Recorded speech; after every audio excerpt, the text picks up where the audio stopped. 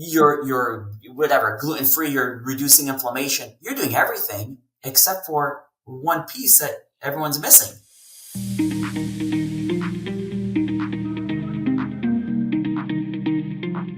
Hello and welcome to the Fusionary Health Podcast. It's me, your host, Dr. Shivani Gupta, and I am so excited about this special guest I have today. His name is Ben Salem, and I met him earlier this year and heard his story and journey to being a true inventor of products that protect our health. And you know me, I get real excited when I discover a new way to prevent the future health issues that so many of us struggle with. So many of us are aware there's all sorts of health issues happening, but sometimes we don't understand the level of prevention and control and opportunity we have to make healthy changes, healthy shifts that can be so easy, especially this one. So welcome to the podcast, Ben. Thanks for having me. I really appreciate it. This will be fun. For sure. So will you kick us off with what you do and what led you to doing this work that you're doing right now in the world? Yeah, of course. So during the pandemic, when I had a lot of time on my hands, we're all sitting here at home, I noticed that my kids were constantly rocking the wireless earbuds during Zoom calls, iPads over their lap, falling asleep with their earbuds. And it got my mind thinking, what's in these devices? Are they safe or not safe? Because the kids are wearing them for sometimes 8 hours, 10 hours a day, falling asleep with them. True. And as I dug in and started doing due diligence, I learned that so many countries have actually banned Wi-Fi from nurseries and kindergartens. Wow. Like Germany, Italy, France, Belgium, even China, they've all banned from nurseries and kindergartens. So It got me thinking, what do they know that we don't know? And what I learned was our kids' skulls are much thinner than ours. They're much softer than ours and actually absorb up to 10 times the radiation as we do. Wow. And they've actually done studies on what it does in the brain. Wow. And I thought, well, the kids are not going to stop using these devices. It's impossible, right? We're not going to win that battle. So I purchased every single product that they sell online. And I actually converted this home office I'm in into a full Faraday cage. Nice. And blocked all the signals from the outside world, bought radiation meters, and started testing every product that I could find. That would block. Or reduce or harmonize or neutralize, which what does that even mean? It's not real science. But anyways, I tried everything. And what was really fascinating is none of them worked, but some actually amplified and increased the radiation. Wow. So, it's like those old school TVs with the bunny ear antennas. If you put foil on top of the antenna, it amplifies the radiation. Wow. That's what it was doing. So 6 months of just thinking and testing a bunch of things and trying things, nothing worked for me. And then this idea came to my head when I was at the beach with my family. I was daydreaming and I was thinking, if a wave right now hits my body, it has enough power to knock me over. Right. But once the wave hits the sand, the power is broken in the sand, right? And I'm just getting the mist. True. So now it broke into particles. It's defragmented. And I thought, can I do the same thing with radiation? Is there a way to break radiation into particles to reduce the hit, right? Sure. So I came home and I started to develop a product by a different method of powder coating, and I'm not going to get into the weird science behind it. Yeah. And it worked at home. Cool.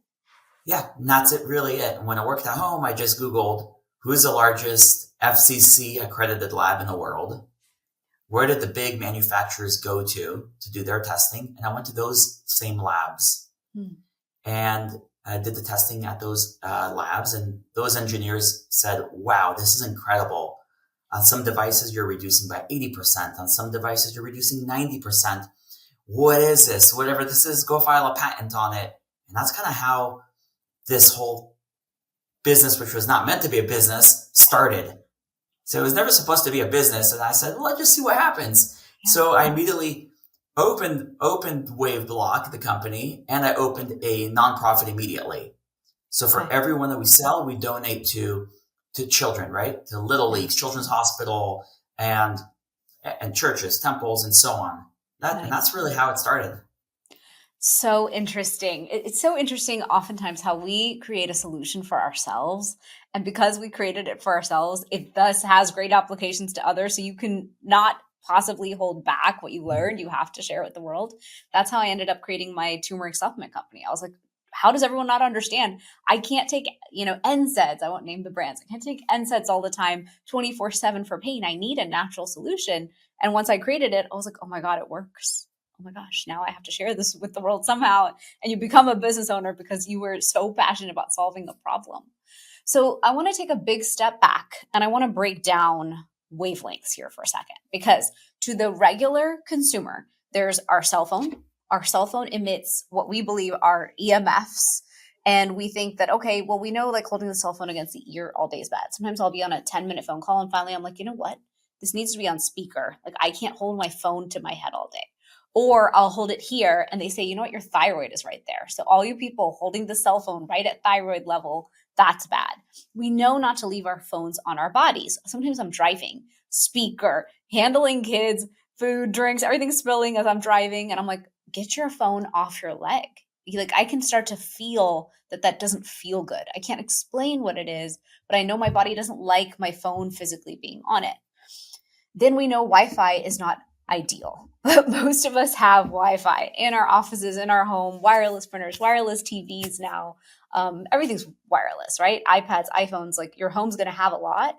And I was thinking about you this morning. I was like, well, don't a lot of us have Wi-Fi extenders? Like we're trying to get perfect, high quality Wi-Fi signal into every room so everyone on their devices can watch streaming content. So will you kind of break down for us what those different types are so we understand it at least, and then also what's like the detriment or punishment to our health because of them? Yeah, that's a great question. So there's a couple of ways to really think about it. People are always scared of 5G. 5G is so bad. What's 8G going to be like? What's 10G going to be like, right? Well, if you really think about it, 5G, I'm going to compare it to like a kid's little pellet BB gun. Sure. 5G does not go far. It cannot go through trees. It can't go through leaves, and it has a hard time even going through water. It just shoots really fast and really close with a lot of data. Okay. 5G cannot even penetrate the skin. It can't go into the skin. Okay. Exact opposite of what everyone thinks. Yeah, we think it's like horrible for our health, and a 5G tower near you is going to cause bad diseases. So yeah, that's interesting. Yeah. So now you know it's like a BB gun. It doesn't go far, right? Okay. 2.4 gigahertz, which is your wireless modem, right? Your Bluetooth, all the new Bluetooths are as strong as your 2.4 gigahertz. Okay. Right? They are like a sniper. They're like a laser. They could go a couple thousand feet. They could go through walls easily. They could go through trees. And that's what hurts the most. So your Wi-Fi and your Bluetooth are actually the strongest. No way. You're telling me my Wi-Fi is worse than my cell phone in my bedroom? Yeah. So it is. Interesting. Okay, keep going. Yeah. So, then you have your LTE, right? You have your LTE, that regular antenna. That's strong. That could go a couple miles too. That goes a couple miles. LTE, which is the bandwidth like 2.4 and around there. Okay. So here's a really easy explanation. So when your phone is 3 feet from your body or less, it could go about a half inch into your body. It could penetrate a half inch into your body. If it's touching your skin, it goes 3/4 of an inch into your body. Okay. So imagine 3/4 of an inch here in your pocket, your growing area, 3/4 of an inch. Imagine an iPad. Yeah. These devices, the iPad, the computer, the laptop computers, the earbuds, were never tested in that manner. The last time they tested was on the phones in 1996. Wow. And the test was the average human being is going to be 220 pounds and is going to use their phone for 6 minutes a day. That's it. Now we're laying on our couches, we're laying on our beds, iPhone literally at our heart for hours, like addicts. Right. And of course, there's no testing of that. Of course. Why would you? Because you know the answer. So, it's really tricking my mind looking at your background. I feel like we're in the same room. Yeah, I know. We have the exact same background. So let's go over it again. You have your cell phone, and your cell phone, technically 5G is not as horrible as you think it is. It's a little bit almost low tech compared to Wi-Fi tech in your home. And the Wi-Fi tech, you call it 2.7 gigahertz, 2.4 gigahertz. Yeah, it has two different bandwidth. It has usually it uses 2.4 gigahertz. But the key is this. If you are 15 feet away from the device, the radiation opens up like this. So by the time it gets to you, it's not going deep into your body. It's not going to affect you. So just try to keep everything 10, 15 feet away from you, you'll be fine. Okay. So when you're not using your phone and you don't need it, 10 to 15 feet away. Yeah. And technically, most of us, I'm a mom, I keep my phone, even if my kids are with me. So maybe the children are not the excuse. But in general, my phone is never more than 2 feet away from me. So it's always within 3 feet, which means my cell phone is always impacting my body up to half an inch. What's interesting about your 3/4 inch statement is if you put it right up next to your beautiful reproductive organs, and we're going to talk about women's health and men's health and hormones, I can actually feel it. I don't know if other people are sensitive enough, but if I put my phone on my leg, I feel in my body that something is touching me that is not good for me. So I do not put my phone onto my body much. So when it comes to Wi-Fi, then you must have some thoughts on what we should do to make Wi-Fi safer in the home. Do you have timers to shut yours off when everyone should be going to bed? Do you choose to hardwire the whole house so that as much as possible you're not on Wi-Fi? Like, what are some ideas you have there for the typical American household? Yeah, I think it's so easy to hardwire all your TVs. Okay. It's not hard to do, right? You can run them through your attic. You can run them underneath the home.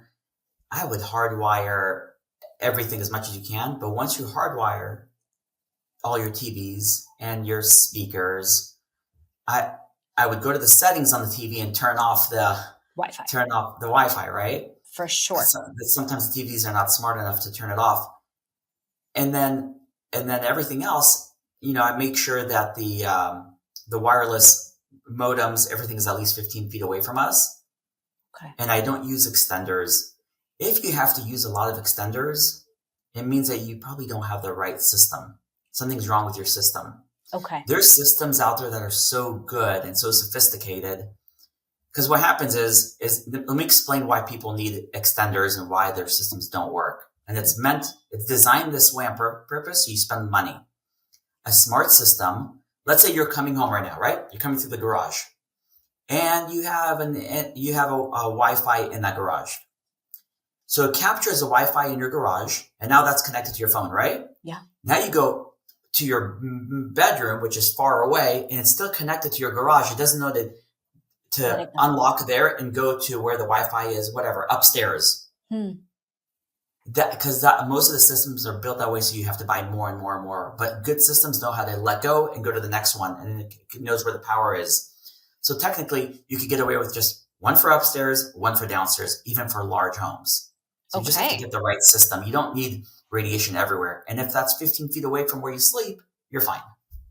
Got it. Okay. So do you have brands you like when it comes to smart systems? Yeah, I'll give you one that I really like. I could shoot you an email with the one that I think does the best work. It's what most offices have, commercial buildings have. I see. I'll send that over to you. Yeah. Okay. So Ubiquity is the name.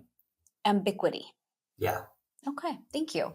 Yeah. I mean, it's such a one and done thing. This topic we're talking about is very do it once properly, and then you're going to keep it that way forever. And as a woman and as a mom, I love health habits that are set it in place and do it, because so much of what we do for our health is very active. It's very okay, I'm going to sauna. Okay, I'm going to do X, Y, or Z. this is one of those things where I want my listener today to understand the nuance of this, because even what you just explained, I didn't realize. I assumed my cell phone radiation and EMFs coming at my body were infinitely worse than Wi-Fi in the home. And I'm having a year right now of mold in my home. And I've heard that Wi-Fi and mold has a connection too, which is interesting. So in a corner downstairs, I live in my second master of my home. My father-in-law lived in my first master. And in the corner where the Wi-Fi router sat on the floor, it was from there that the mold grew out 10 feet. So will you talk a little bit about Wi-Fi and mold, Wi-Fi and other impacts on the home, if there are any, and then Wi-Fi, radiation, and our bodies? Yeah. Well, let's talk about one more thing I think that is really important to know. Sure. Because I still believe that the phone is a little bit scarier than even the Wi-Fi. Okay. Your phone has 5 different antennas in it. So it's emitting 5 different sources of radiation all the time. So you have your Bluetooth, and it's a very powerful Bluetooth, right? You have your GPS antenna. You have your Wi-Fi antenna. You have your 2.4 gigahertz antenna. You have your 5 gigahertz antenna, and you have your LTE antenna. All of these are searching for signal all the time. Wow. So you see what's happening? Now, let's say that you're watching a YouTube video. Now that is the most amount of, it's downloading, it's transmitting, right? That radiation level is going to be really high too. So let's say you're holding a baby and you're watching YouTube right here next to the baby's skull. Or let's say that you're pregnant and you have the iPad over your tummy at night, right? These are the things that I think are the most important thing that people don't think about. Wow. It's a big deal. There's that many antennas. And what you're saying is the type of content you consume can impact the amount of juice or the amount of energy coming into your phone, which is thus going to affect you. In so many ways. Wow. In so many ways, what it does in your body is pretty gnarly. And now the fact that YouTube has YouTube Shorts, which is, I think, a relatively new concept in the last few years, whenever I see my kids, they're on Shorts and they're scrolling. And although I have banned Instagram and TikTok, that is the same content. When I take this podcast and my team actually does all the work, but when they slice it into pieces, that same content is Reels and Shorts. So I have zero control then over the content they're watching. That's one problem I have as a mother. But secondly, that's a high volume of video content they're consuming, whether I'm in the car or they're at home. So what you're saying is it's far worse. So it's that much more important that we protect ourselves if we're going to be consuming video content streaming on our phones. Yeah, you have to, and it's funny, if you pay attention, and you'll see a lot of people doing this. You'll see a lot of athletes, when their athletes do podcast interviews, you'll see them having a pillow over their lap and the iPad above the pillow. They're keeping a distance. If you start paying attention, you'll see so many people that don't talk about it, but they're taking care of their body because you're taking supplements, right? You're taking turmeric, you're taking vitamins, you're doing IVs, you're eating grass-fed meat, and you're whatever, gluten-free, you're reducing inflammation. You're doing everything except for one piece that everyone's missing. Yeah, absolutely. In my new book, I have a chapter on detox and toxic lifestyle, and the EMF is a piece of that. But I just love that I'm getting to talk to you and go that much deeper into the topic because I know it's bad, but it didn't occur to me that even the type of content we're streaming could create that need for the phone to pull in that much more energy. And so is our phone pulling in not just more like radiation towards us because of all those antennas pulling all that data? Is it also getting hotter? Like, what are all the concerns about this? Okay, so imagine this. There's an antenna outside and it needs to reach your phone and then needs to bounce back to that antenna. Yeah. So it's bouncing back, right? Back and forth, back and forth. So that's the LTE, right, signal. Now, it's also trying to reach, do you have earbuds in your pocket? Do you have earbuds in your brain? And now it's reaching from here to here. And then you have one earbud here. And now those have 2.4 gigahertz in each ear. And they're talking to each other back and forth, like pinging each other thousands of times back and forth through your brain. So it's going like this and it's going to your pocket at the same time. And then you have something over your lap and it goes there. So do you see how this is all a cumulative effect, which if you have mold in your house, okay, so let's say you have, I'll give you a perfect example because it happened to me and my wife and my kids, and we're still dealing with mold. So we find mold hidden in our air condition. You can't smell it. You can't see it. Yeah. I have someone coming today for that issue because we have it in 2 units and we just didn't know. Yep. Yeah. So we probably had it for maybe 8 years and we don't know. So when I opened up the air condition, I found, and no inspectors can find this. Yeah. We've had everyone here. We hired a mold dog who found it. Me too. That's what I just had this weekend. And it was the mold dog that figured it out in 2 units, and mold assessment never figured it out. So now I have a specialist for HVACs. I'm going down the mold hole of a rabbit hole. Big. So yeah, and I will do whole episodes on that. But with you, I want to talk about mold with Wi-Fi because I'm curious. Yeah, so what happens is this. Let's say you have mold toxicity in your body now. Yeah. Okay. Now we have the fires here. Yeah. And we're living with the fires. So now you have the toxicity from the fires. Air quality. So your cup is overfilling, right? You have the mold, you have the fires. And now you're exposed, let's just say you're just exposed to a lot of EMF, which creates a lot more inflammation, right? Yeah. It creates calcium inside your cells get inflammation, and so it leads to so many things. So now your cup's overfilling, right? That's it. That's all it takes, right? And then that leads to mast cells and whatever. It leads to so many bad things. Yeah. But it's just a combination of everything together, right? Right. Hi, I'm Dr. Shivani Gupta, and I created Fusionary Formulas because I believe everyone deserves a natural way to support their body's health.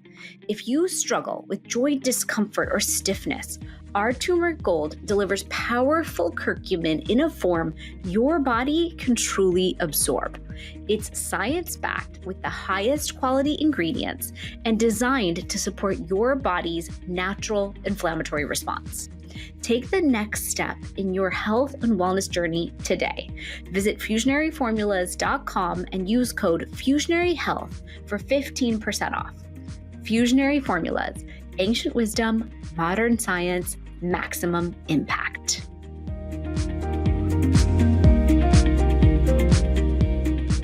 Will you distinguish for us radiation versus EMF? Is it it's the same thing. Same thing. Okay. Because we throw around the term EMF a lot, which doesn't sound so bad. But when you use the word radiation, I'm like, that sounds bad. Like, I choose not to get x-rays unless absolutely needed. I choose not to do, I'm very careful about what radiation comes at me. Even when I get to the airport, half the time, I'm like, God, thank God I have kids and I can go through that thing called not that hit x-ray thing that they use. Yeah. So you're right. We have a cup that runneth over, and I have friends whose kids use AirPods, and I admit I had AirPods at one point. They came out. I thought they were cool. I occasionally see them floating around in a junk drawer, and I refuse. It's like my last front. My children know they can't even think about asking about AirPods from me. My kid did ask for an Apple Watch this year because she's on a campus where she's like, look, I just want to feel safe. Like, I have an Apple Watch to call you guys when I need you, and that you can track me more tightly. And even that, I was like, this is for school use only. When we get home, I need to see it on a counter. That I do not like wearables on the body 24/7. And so what are your thoughts on the fact that we are wearing, not me, but a lot of people are wearing Apple Watches 24/7. They sleep with them as their sleep tracker. And I'm not just calling out Apple Watches. A lot of us love the Aura Ring. People wear the Whoop. And I just think that in Ayurveda, the last thing I would have asked people to do was to put anything on the body that has a frequency and a signal to something else. So how do you kind of navigate that? Yeah, it's a bummer because those are really cool devices, and it's really cool to be able to track, right? So I think if you can wear it just for a couple hours a day, because unfortunately it does have the LTE, the 2.4 gigahertz. It has a strong Bluetooth, and it's all sitting and touching your wrist, Right. which is penetrating almost 3/4 of an inch. So it starts to trick your body to think that it's always daylight. When you have that much EMF or radiation constantly on your body, it sends a signal to your body that it's daytime, and your body starts to say, okay, let's reduce the production of melatonin. Wow. And it reduces, your body reduces the melatonin production up to about 85%. Wow. And we know what females need, melatonin, especially for their hormones, right? For sure. Melatonin does so many different things to the body, right? So, if you're going to use these devices, at least don't wear them a couple hours before going to sleep. Sure. Sure. And a lot of people wear them all the time. They just think of it as like, this is my wearable and I need to know where my sleep is at. But they don't realize that the same device is like putting a Wi-Fi router level 2.4 onto your hand. And thus it's going to trash your sleep anyway.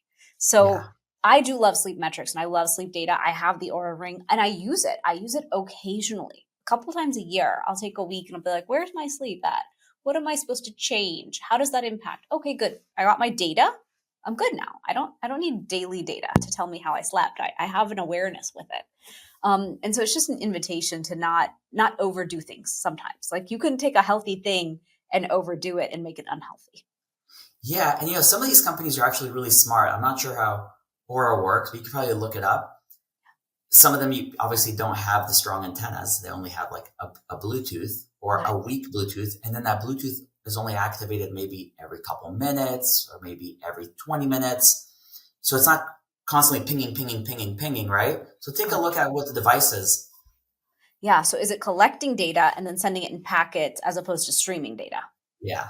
Interesting. That's an interesting nuance to look into because there is this trajectory of major, I would call it addiction, to data on ourselves. And I'm no better. I love doing lots of testing on myself. So I have like 50 different tests on myself. But that one issue could become an issue that people may not realize what is a source of their health struggles. So when it comes to our hormone health, how can EMF/radiation affect us? Yeah, it affects a lot in a lot of different ways, right? Because imagine, your brain has electricity, right? We know it has electricity. It's constantly shooting signals, testosterone, hormones, inflammation, everything's there. All of a sudden you're adding a source, which has a lot of electricity. Sure. And it's basically fogging up the signal. Oh, God. So it's kind of interfering with the signal. Not only is it interfering with the signal and making less melatonin, but imagine like your cells have a little door and it opens that door of your cells, and then calcium starts to flood in to your cells. When calcium starts to flood into your cells, it creates inflammation in the body, right? Yeah.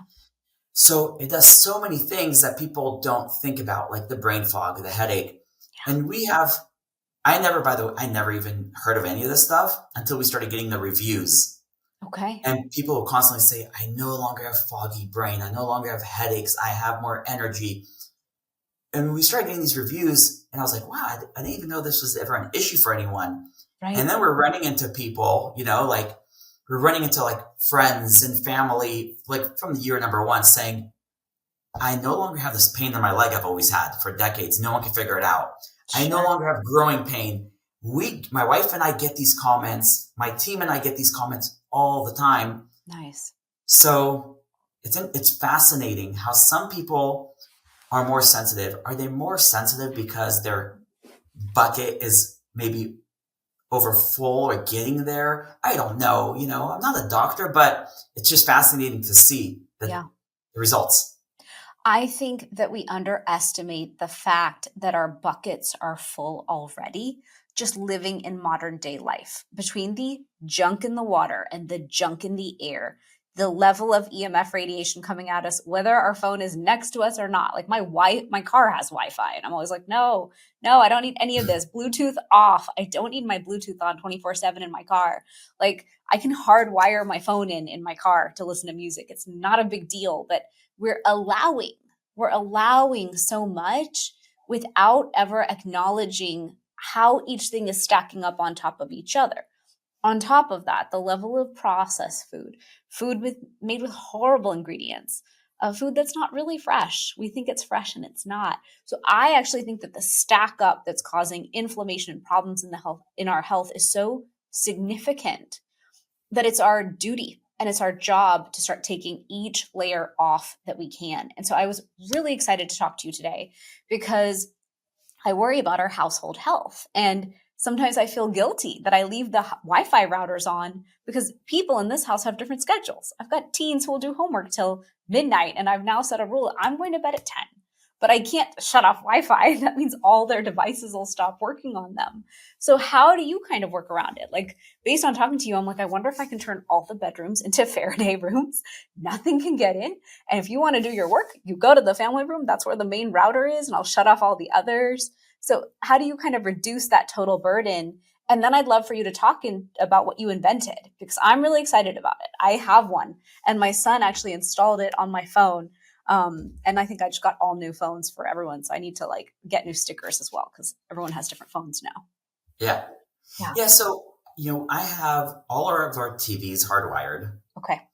And then we have the computer is hardwired. They want to do homework, they could do it the old school way on the computer. It's hardwired. Awesome. And then the iPads, everything has screen time. So everything gets locked. At like 6:00, everything shuts down. Nice. But really, we only have like one source of Wi-Fi in the whole house, just really for the iPads. But nothing really else needs it. Everything's hardwired. And even for safety, like you want your home alarm hardwired. Yeah. And then you want it hardwired back up with a regular telephone line as well, right? Sure. If the power goes down or something happens. It's really simple. It's inconvenient to have to turn the Wi-Fi off because some of the exterior cameras for the home need it. It's just, I don't want to do that. But now I'm going into hardwiring everything. So I'm going to be changing my cameras because I don't want so many signals running throughout the house and in the air. Yeah. I agree. Even my sprinkler system is connected to Wi-Fi because it has the ability to say, oh, it's going to rain today. We shouldn't use the water. And from an eco-friendly standpoint, that's amazing. But from a Wi-Fi standpoint, we're just adding more and more and more onto the pile of devices that are constantly communicating. Yeah. And you want to know something really crazy? Because even if it's not for health, it's for safety too, to have everything hardwired. Like right now there is in LA, there are people that are breaking into people's homes all the time. And we just figured out how they're breaking into people's homes. It is the scariest way. It's called a Wi-Fi jammer. Okay. It's a box this big. And these people point it at your house. They could be 40 yards away, and it shuts down all your Wi-Fi. Wow. Shuts down your cameras, shuts down your door, your electric door. Everything shuts down, and they walk right into your home and they steal everything. Wow. And I'm married to someone older than me. So I'm married to someone old school. He's only 7 years older, but he will not let me get the Nest, the Ring. We have real lock and key. Good. None of the things, like I can't have security on Wi-Fi. I can't have AC on Wi-Fi. Everything is like normal. And everyone's like, how come you don't have the Ring? How come you don't have all cameras everywhere? I'm like, we are old school. And we believe that if I can monitor you, someone can monitor me. And so let's just keep everything under real lock and keys here. So it's interesting. Yeah, you're right. So for safety, it's a no-brainer too. Have it hardwired old school way.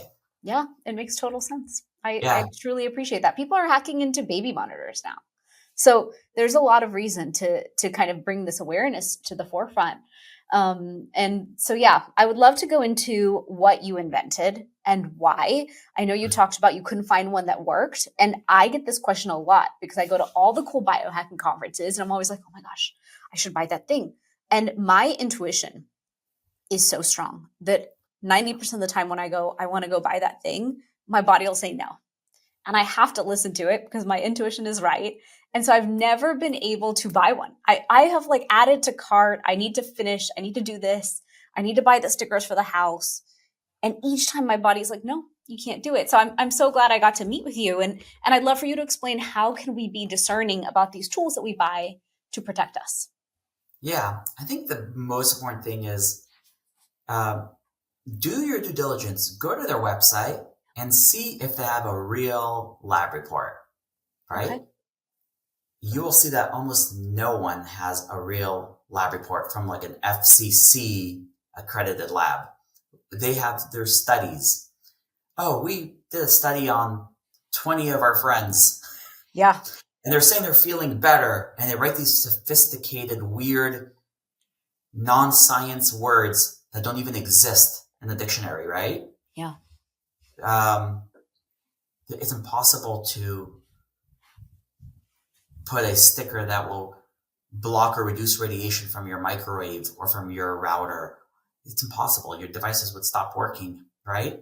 Like, if this nothing exists, or a crystal is going to capture all the radiation in your entire room, and if you wear it in your body, it's going to capture everything and neutralize it.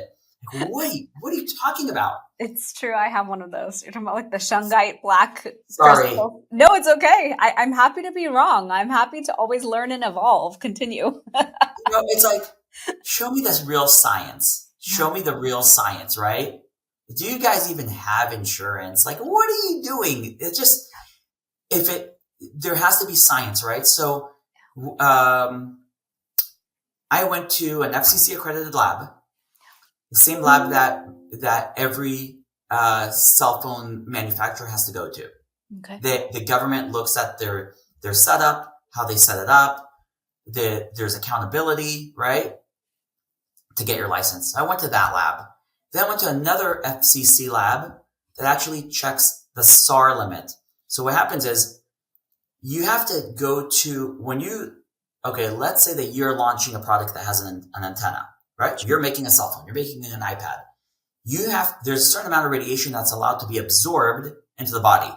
So you have to go to this lab and test it to make sure you're not surpassing what's allowed to be absorbed. Sure. So they actually have, it looks like just like a body, the head, the whole body, and it looks like bone broth. And it's exactly the same thickness as the tissue in your body.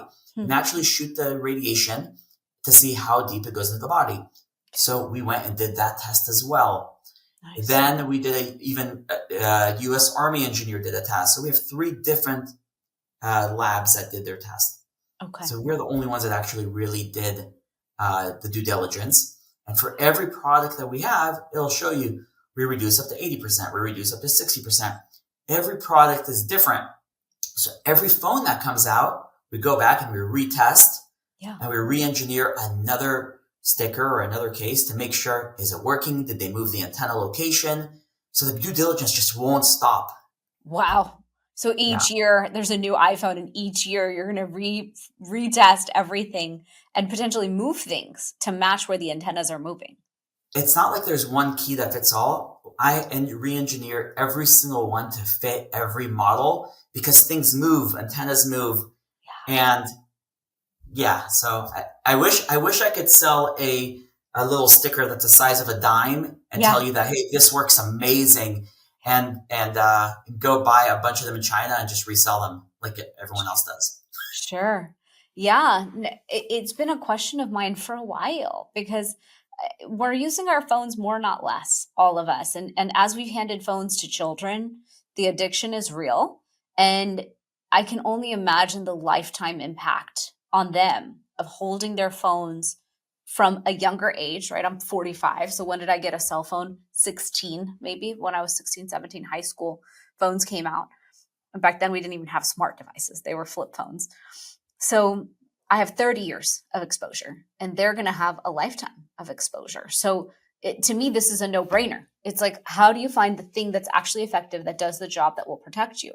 So the sticker you created, and then the case, will you talk about the case and heat as well? Yeah. So when I first started the company, it was only earbud stickers. Okay. I didn't think about anything else. So I was able to figure out how to reduce the radiation by almost 90% on all the earbud stickers. So that was the first one. And if you use one earbud with the sticker, it's a huge difference because now it's not talking to each other through the skull. Sure. So it's really a great solution, right? Just one earbud. And then the second year, I thought, let's see if we could reduce the radiation from the phones. And then I engineered a sticker for the phones. And it was really cool. We got about 80% reduction on the phone without affecting the signal.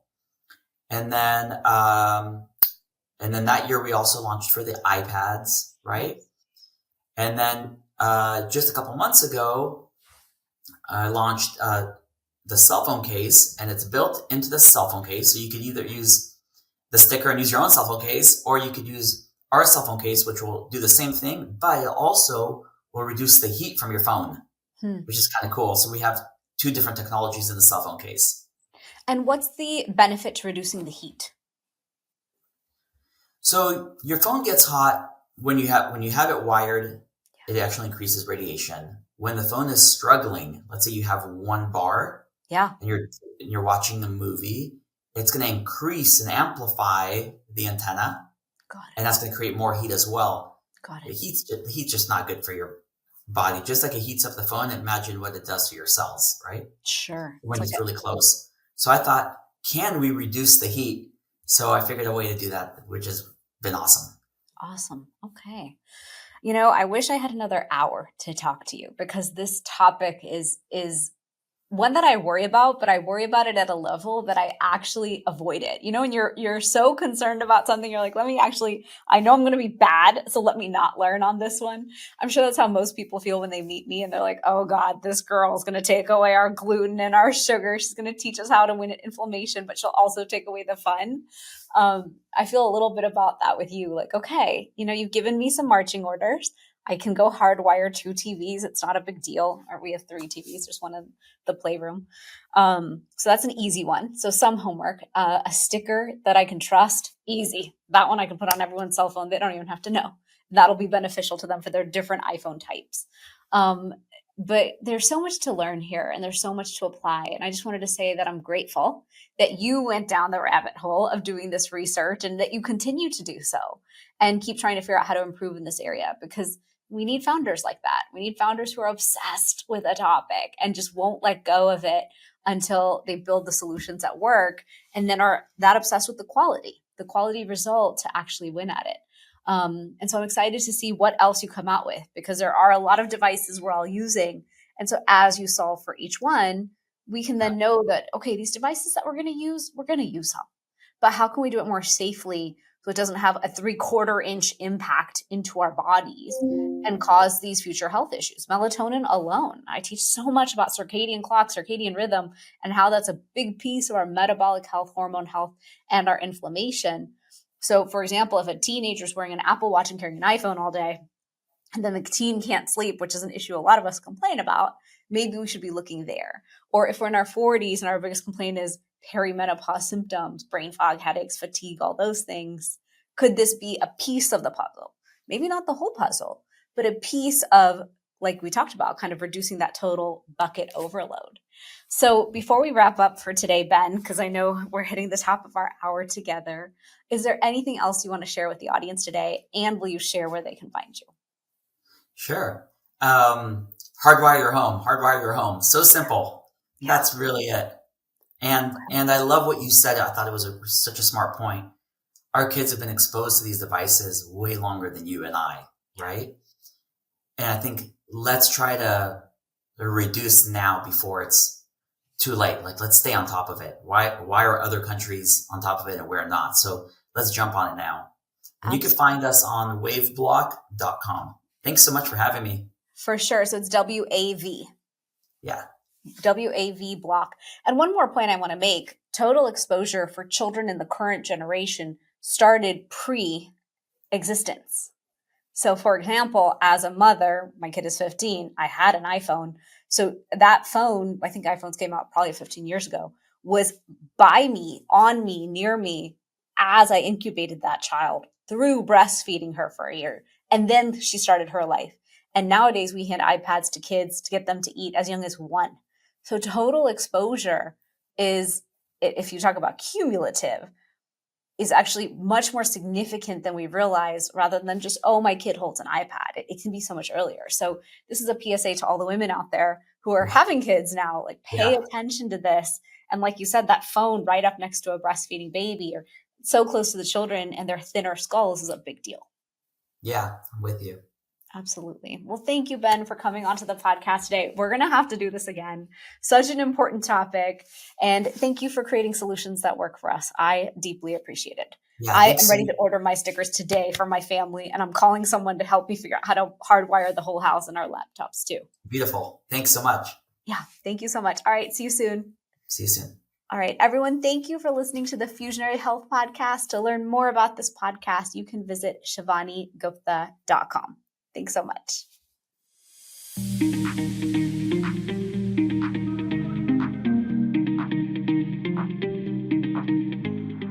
Thanks for joining me for this episode. Check out our sponsor, Fusionary Formulas, the potent turmeric supplement used by doctors around the U.S. for patients with pain and inflammation. www.fusionaryformulas.com. I'm your host, Dr. Shivani Gupta. For more, visit shivanigupta.com. Subscribe to this podcast in Spotify or Apple Podcasts. Click the follow button or subscribe in any of the apps that you use. That's all I've got for you on the Fusionary Health Podcast this week. You have the power to transform your health and achieve vibrant health starting today.